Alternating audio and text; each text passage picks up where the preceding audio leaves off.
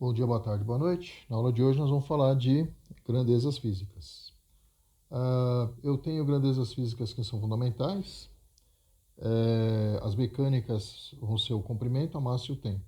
Comprimento a gente vai representar com L maiúsculo, massa com M maiúsculo, tempo com T maiúsculo. Isso para análise dimensional, que a gente vai fazer daqui a pouquinho. Aí eu tenho a grandeza fundamental térmica, que é a temperatura, que eu vou representar com θ. Elétrica, que é a corrente, que eu vou representar com I maiúsculo. A quantidade de matéria, que é o número de mols, que eu vou representar com N maiúsculo. E a intensidade luminosa, que é um J maiúsculo, tá? Eu tenho também grandezas físicas que são derivadas. A velocidade é comprimento dividido pelo tempo, tá? Então, por isso que ela vai ser derivada. Ela depende de uma relação entre grandezas fundamentais aí, tá? E eu tenho que estabelecer aí umas equações dimensionais, que aí eu consigo fazer uma análise, vamos dizer assim, partindo da unidade de medida, de conseguir encontrar a fórmula, né? É claro que tem algumas exceções aí, tá bom? Então a gente vai usar na base as letras M, L, T, θ, N, I e J, que representam as grandezas fundamentais. Uma grandeza mecânica vai ser representada pelas letras M, L, T. Uma grandeza térmica, M, L, T e θ. E uma grandeza elétrica, M, L, T e I. Cada uma dessas grandezas, né, vai ter o seu próprio expoente, né? Como assim? Por exemplo, a velocidade é o ΔS pelo ΔT. Se a velocidade é ΔS pelo ΔT, então a grandeza velocidade vai ser uma grandeza de comprimento vezes uma grandeza de tempo elevado a menos 1. Quer dizer, quando eu elevo a menos 1, quer dizer que eu estou dividindo por ela, né? E a aceleração? A aceleração é velocidade dividido pelo tempo.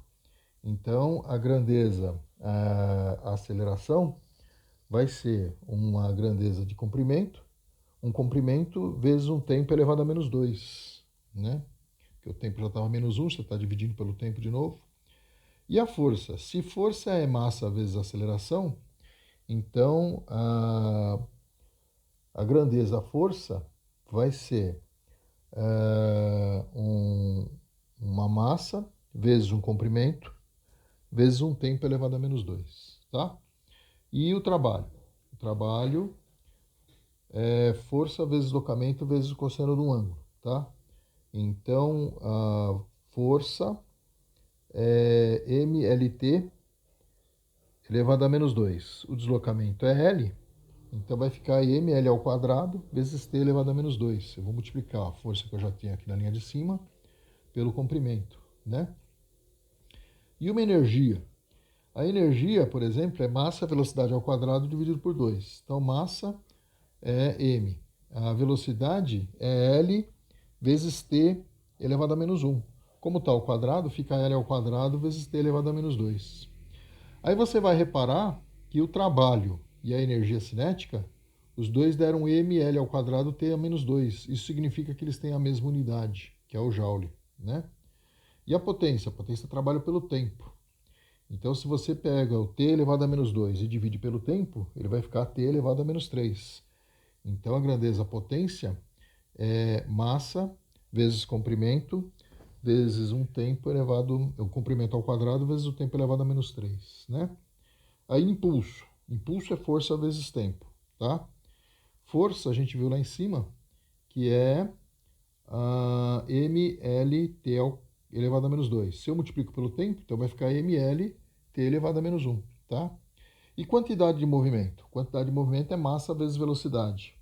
Então é mLt elevado a menos 1, que é a mesma coisa que impulso. Ou seja, impulso e quantidade de movimento também têm a mesma unidade, tá? Aí eu posso até colocar unidades diferentes, mas elas vão dar a mesma coisa, tá? A gente vai ver mais no futuro aí que impulso é Newton vezes segundo e quantidade de movimento é quilograma metro por segundo.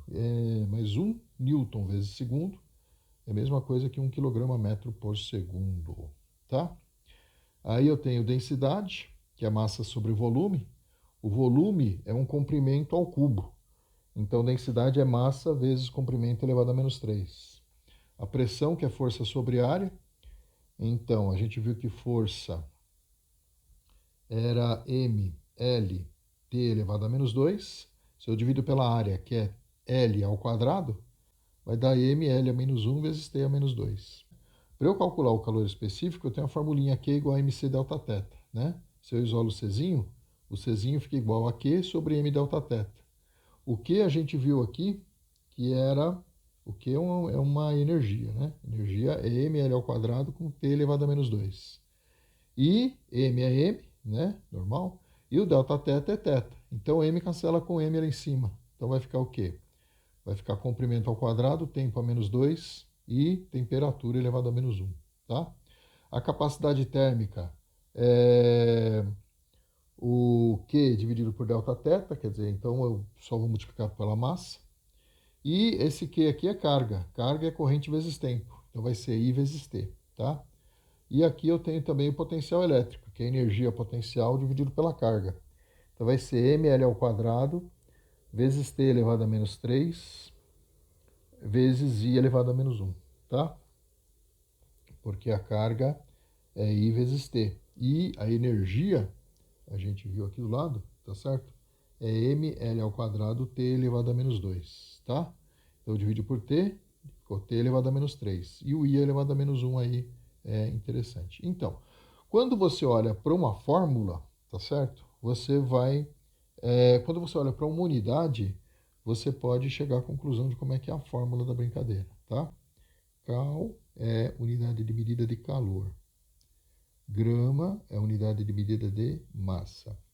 E grau Celsius é unidade de medida de temperatura.